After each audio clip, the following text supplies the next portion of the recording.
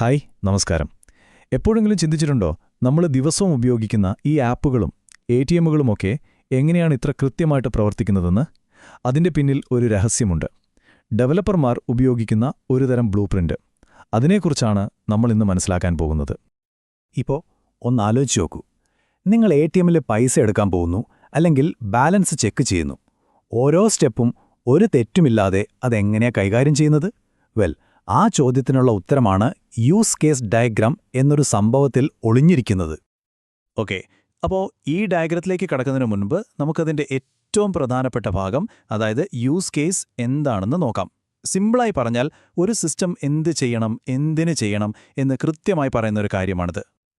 അതായത് ഒരു use case എന്ന് പറഞ്ഞാൽ ഒരു സിസ്റ്റം നിങ്ങൾക്ക് വേണ്ടി, അതായത് യൂസറിന് വേണ്ടി എന്ത് ചെയ്യുന്നു എന്ന് വിവരിക്കുന്ന ഒരു ചെറിയൊരു കഥ പോലെയാണ്.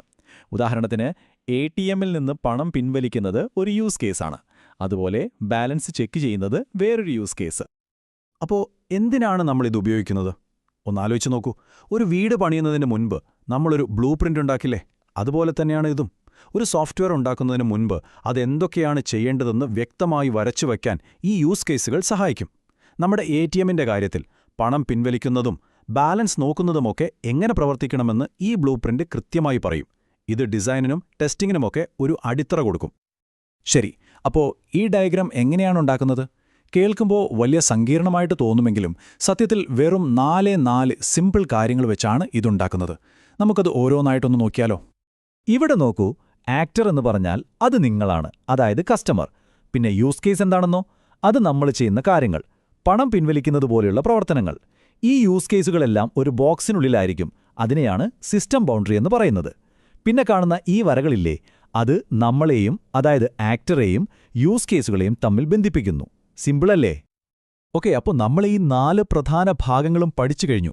ഇനി ഏറ്റവും പ്രധാനപ്പെട്ട കാര്യം, ഇവയെല്ലാം കൂടി ഒരുമിച്ച് ചേർത്ത് നമ്മുടെ എടിഎം സിസ്റ്റത്തിന്റെ ഒരു കംപ്ലീറ്റ് ചിത്രം എങ്ങനെയായിരിക്കും എന്ന് നോക്കാം. അപ്പോൾ ഇതാ വരുന്നു നമ്മുടെ എടിഎം സിസ്റ്റത്തിന്റെ ആ ബ്ലൂ പ്രിന്റ്. ഇങ്ങോട്ട് നോക്കൂ. ഈ ഡയഗ്രാം ഒറ്റ നോട്ടത്തിൽ തന്നെ കാര്യങ്ങൾ പറഞ്ഞുതരും. കണ്ടോ, ഈ മനുഷ്യന്റെ രൂപം, അതാണ് ആക്ടർ, അതായത് നമ്മൾ, കസ്റ്റമർ. ഈ വലിയ ചതുരമാണ് നമ്മുടെ എടിഎം സിസ്റ്റം. അതിനുള്ളിലെ ഈ ഓവൽ ഷേപ്പിലുള്ള ഓരോന്നും ഓരോ യൂസ് കേസുകളാണ്. പണം പിൻവലിക്കൽ, ബാലൻസ് നോക്കൽ, അങ്ങനെ ഓരോന്നും. ഇനി ആക്ടറിൽ നിന്ന് ഈ യൂസ് കേസുകളിലേക്ക് വരച്ചിരിക്കുന്ന വരകൾ കണ്ടില്ലേ? അത് കാണിക്കുന്നത് കസ്റ്റമറിന് ഈ കാര്യങ്ങളെല്ലാം ചെയ്യാൻ സാധിക്കുമെന്നാണ്. ശരി, ഈ ഡയഗ്രാം നമ്മൾ കണ്ടു. ഇനി ഇതിലെ ഓരോ യൂസ് കേസിന്റെ ഉള്ളിലും, അതായത് ഓരോ പ്രവർത്തനത്തിന് പിന്നിലും ശരിക്കും എന്താണ് നടക്കുന്നത് എന്ന് നമുക്കൊന്ന് ഡീറ്റെയിൽ ആയിട്ട് നോക്കാം. നമുക്ക് ആദ്യത്തെ ഉദാഹരണം എടുക്കാം. എടിഎമ്മിൽ നമ്മൾ ഏറ്റവും കൂടുതൽ ചെയ്യുന്ന കാര്യം പണം പിൻവലിക്കൽ. അതെങ്ങനെയാണ് സ്റ്റെപ്പ് ബൈ സ്റ്റെപ്പായി നടക്കുന്നത് എന്ന് നോക്കാം. അപ്പോൾ കണ്ടില്ലേ, ആ ഡയഗ്രത്തിൽ നമ്മൾ കണ്ട ആ ഒറ്റ ഓവൽ, വിഡ്രോ ക്യാഷ് എന്നു പറയുന്ന യൂസ് കേസ്, സത്യത്തിൽ ഈ 5 സ്റ്റെപ്പുകൾ ചേർന്ന ഒരു വലിയ പ്രോസസ്സാണ്. ആദ്യം നമ്മൾ വിഡ്രോ സെലക്ട് ചെയ്യുന്നു, പിന്നെ എമൗണ്ട് എൻട്രി ചെയ്യുന്നു, സിസ്റ്റം നമ്മുടെ ബാലൻസ് ചെക്ക് ചെയ്യുന്നു, പണം തരുന്നു, അവസാനം ഒരു റെസിപ്റ്റും പ്രിന്റ് ചെയ്ത് തരുന്നു. അപ്പോൾ ചുരുക്കി പറഞ്ഞാൽ ഓരോ യൂസ് കേസും ഇതുപോലൊരു ഡീറ്റെയിൽഡായ പ്രവർത്തനത്തിന്റെ ഒരു സമ്മറിയാണ്. ഓക്കെ, ഇനി നമുക്ക് അടുത്തതിലേക്ക് പോകാം. ഒരു പക്ഷേ എടിഎമ്മിലെ ഏറ്റവും പ്രധാനപ്പെട്ട ഒരു സ്റ്റെപ്പ്, നമ്മൾ ഏത് ട്രാൻസാക്ഷൻ ചെയ്യുന്നതിനു മുമ്പുള്ള ആദ്യത്തെ പടി, യൂസറെ വെരിഫൈ ചെയ്യുക എന്നത്.